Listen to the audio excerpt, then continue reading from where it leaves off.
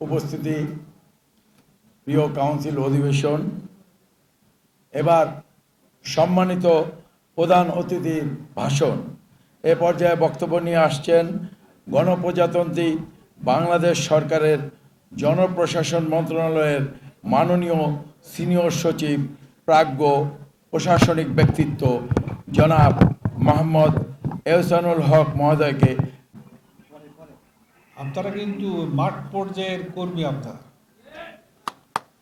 আপনারা যদি ভালো কাজ করেন তাইলেই দেশটা উন্নত হবে।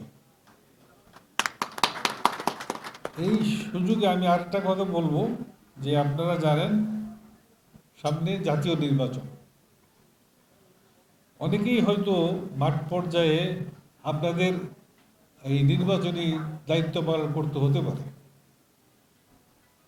আমি জনপ্রশাসন সচিব হিসাবে যোগদানের পরে সবাইকে একটা কথা বলেছি যে সুযোগ পেলে এবং উপযুক্ত পরিবেশ পেলে আমরা সম্পূর্ণ নিরপেক্ষভাবে কাজ করতে পারি। আমি বিশ্বাস করি যে আপনারা আমার সাথে আছেন।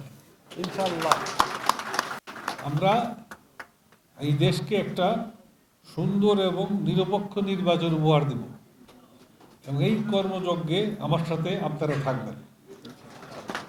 আপনাদেরকে আবারও ধন্যবাদ দিচ্ছি এবং এই 44তম কাউন্সিল সভার সফলতা কামনা করে আমার বক্তব্য শেষ করছি। ইসলাম যে সম্মানিত প্রধান অতিথি, অনুষ্ঠানের স্বাগত বক্তব্য থেকে আপনি ইনস্টিটিউশন অফ ডিপ্লোমা ইঞ্জিনিয়ার্স বাংলাদেশের সার্বিক কার্যক্রম সম্পর্কে অবগত হয়েছেন। আইডিইবি প্রতিষ্ঠা লগ্ন থেকে নীতি দর্শনের ভিত্তিতে ইনস্টিটিউশনাল ও সাংগঠনিক কার্যক্রম পরিচালনা করে আসছে। অরাজনৈতিক দর্শনে পরিচালিত আইডিইবি সর্বদা জাতীয় স্বার্থকে অগ্রাধিকার দিয়ে থাকে। আমরা 31শে ডিসেম্বরের মধ্যেই আমাদের কনভেনার মহোদয় ঘোষণা করেছেন নির্বাচনের দিকে এগোবেন এবং নির্বাচন দিতে বদ্ধপরিকর। রাষ্ট্রীয় অবস্থা কি হয় জানি না, কিন্তু আমরা এখন পর্যন্ত দৃঢ় প্রতিজ্ঞ আপনাদের আইডিবি ভোটের মাধ্যমে আপনাদের কাছে ফিরিয়ে দেওয়া হবে।